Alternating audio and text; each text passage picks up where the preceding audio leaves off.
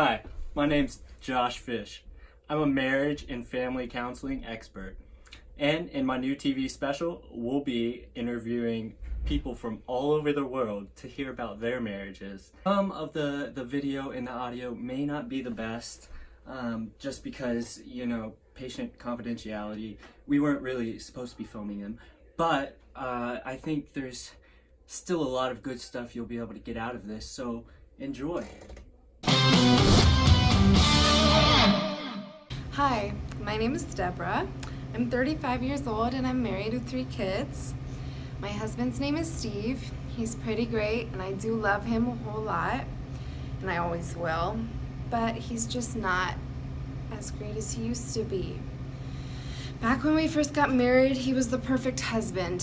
He went above and beyond in nearly every way possible. But now that we've had kids, it's like he's kind of checked out of our lives compared to how he used to be. I don't know what is wrong or what I can do in this situation. I feel helpless.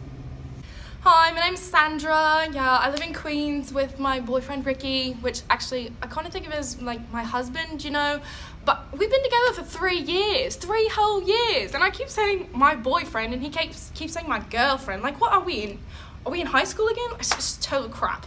I keep talking about marriage and sometimes I talk about kids too, but apparently it's too much of a commitment for him. Like, what have you got to do, Ricky? You just go to work every day. I go to work too. I go to work in the mall threading people's eyebrows. That's a big job. It's a lot of stress. I think I could have kids, but no, he doesn't want to have kids. Whatever. And then it's constant fighting.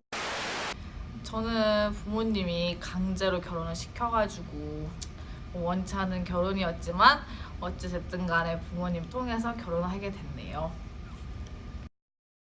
Okay, so the infatuation stage of a relationship and of love usually lasts between 3 to 8 months, according to mentalhealth.com and mentalhealth.net. And because of that, you really sometimes can't see the flaws in your partner, but it sounds like you and Steve have been together longer than that. So I'm wondering if there's a different issue going on or something. Yeah, it's hard because sometimes I just feel like we're not on the same page when it comes to our marriage and parenting and everything. Like, it's just hard to find happiness and fulfillment when I feel like we're not together. It just seems so separate all the time. I want to be able to work through it, but it's like I just don't know. Is this enough for me to leave him? I don't want to divorce him because that would, mess things up with our kids but I don't know. It's difficult. Yeah, well, I think the first thing that you really have to think about is, in this relationship, are you going to be happy in the long term or even in the short term? Like, is this a relationship that will eventually be able to provide that happiness and fulfillment? And if your answer to that question is no, then there's really 4 options that you have. You can either, 1, work through it, which this is probably the hardest option, but it can have the most payoff. And you and Steve really just need to probably get a session with me and come in together and really just kind of talk this out, because marriage isn't a one-way thing. It's not. It's a 2-way road. It's a give and a take.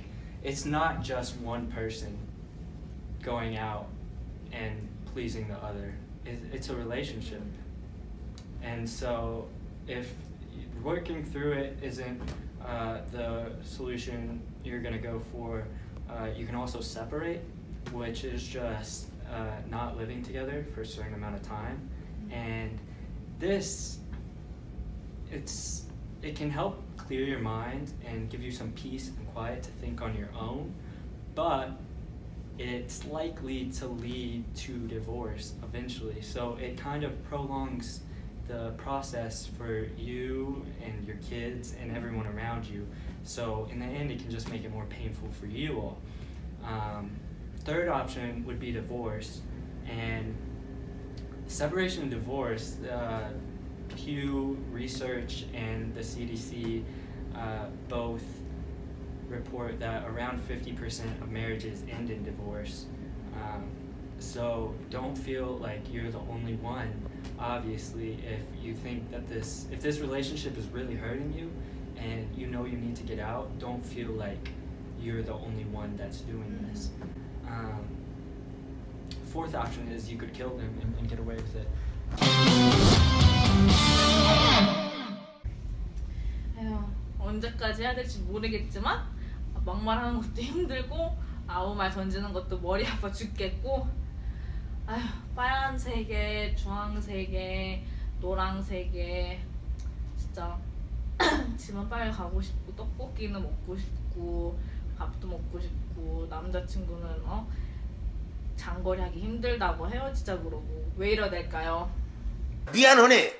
이 말 한마디만 해보면 타고요.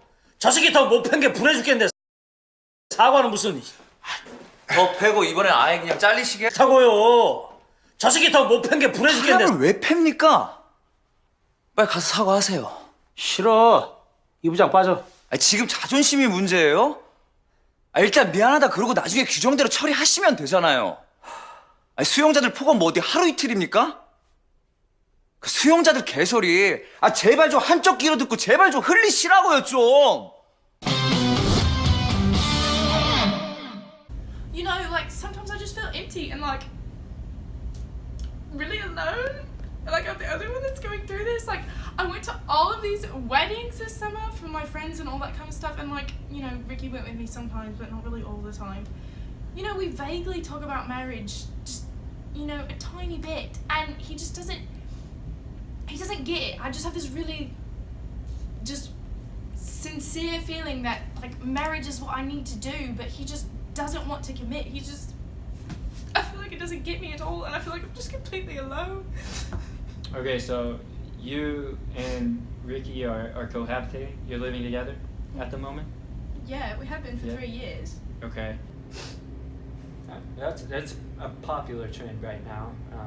As of 2016, roughly 18 million Americans actually cohabitate. So you're definitely not alone in that. Even though you're British, so statistic doesn't really apply to you. So you're just having trouble that he's not committing? Yeah, I don't know. And like it's that way with kids too, you know, like I talked about having kids as well. And he just doesn't really, I don't know, I guess it's the whole thing with marriage too. He just doesn't really want to just put a ring on it and get over with it. And I really want to have kids. We've been together for 3 years, and we dated a little bit before that, you know, before we moved in together. And moving in together hasn't been hard at all. But he just, I don't know, he's like, I have a job and I have work and all that kind of stuff, and he's not really into the whole kids thing. I'm 24 years old, you know, I feel like I could have at least one child with the man that I've been with for 3 years. You could probably have more than that, honestly. We fight like cats and dogs literally all the time. And it's just over stupid stuff because, we don't share finances. Like, Okay. you know, Yeah. I'm sure a lot of people do, especially when they're married. But like, we don't share finances, so like, I have my stuff and he has his stuff. And we're constantly fighting over his and hers, you know, that kind of thing. Yeah. And then, I guess maybe that's part of the problem with kids. Like, you can't really label them, can you? Like, oh, this one's mine. You'd be surprised. Yeah, so fighting is somewhat linked to cohabitation. It's reported that couples who cohabitate actually fight a little bit more than couples who are already married. But I don't necessarily know if that's a bad thing, because you could make the argument that you're just testing the waters. But I also, from my point of view, I don't think that's a biblical thing to do, but I don't know if that really concerns you or not. Marriage, how can that possibly be biblical? Like, Well, I don't know if they have the Bible in England, but the Bible says that Genesis 2, when God creates man and woman, he creates them for each other, for man to leave his mother and father and become one flesh with a wife. So it's kind of like a joining of two into one, and it's into you become one spirit with each other.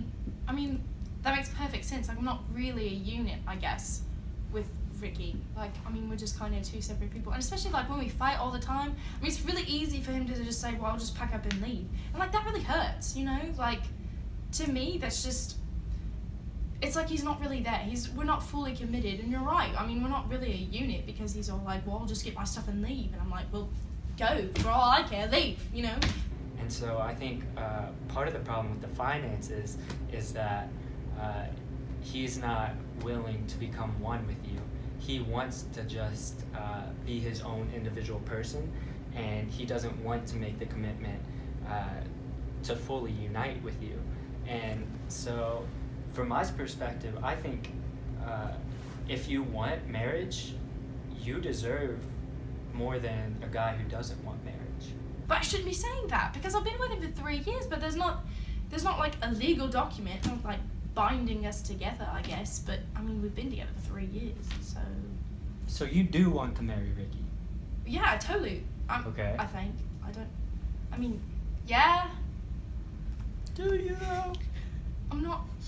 Yeah, I mean, I've lived with him. Is that not the same? No, not quite. Mm-mm. No. It's like I said earlier, you know, the biggest thing about it is like the faith, you know. He's just like, he doesn't come to church with us anymore. He's either too busy or too tired. He can't, you know, bother to get out of bed.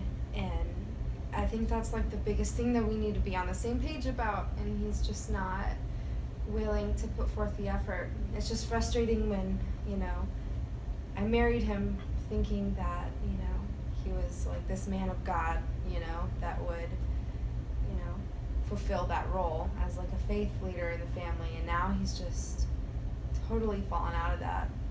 And that's just not a good example for our kids. I just don't know what to do about that. Let me pull out my Bible. I think I have a verse you would like. 1 Corinthians 7. To the rest I say that if any brother has a wife who is an unbeliever and she consents to live with him, he should not divorce her. If any woman has a husband who is an unbeliever and he consents to live with her, she should not divorce him. For the unbelieving husband is made holy because of his wife, and the unbelieving wife is made holy because of her husband. Otherwise your children would be unclean, but as it is, they are holy. Skipping down to verse 17, only let each person lead the life that the Lord has assigned to him, and to which God has called him. So my encouragement to you would just be to keep living out your faith and encouraging the faith in your children's life, and also encouraging your husband's faith too. You don't want to just say give up on it, but you leaving the relationship because you feel like his faith isn't as good as you would like it to be wouldn't be a biblical solution, honestly.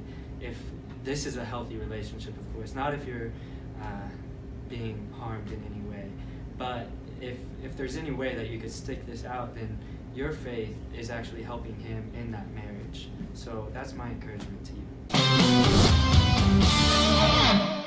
I hope you enjoyed the show, and I really just want to sum this whole marriage topic up and just let you know that there's some resources out there that you can look at. So you can look at the CDC or the Pew Research websites for some more information and statistics on marriage and divorce if you would like that.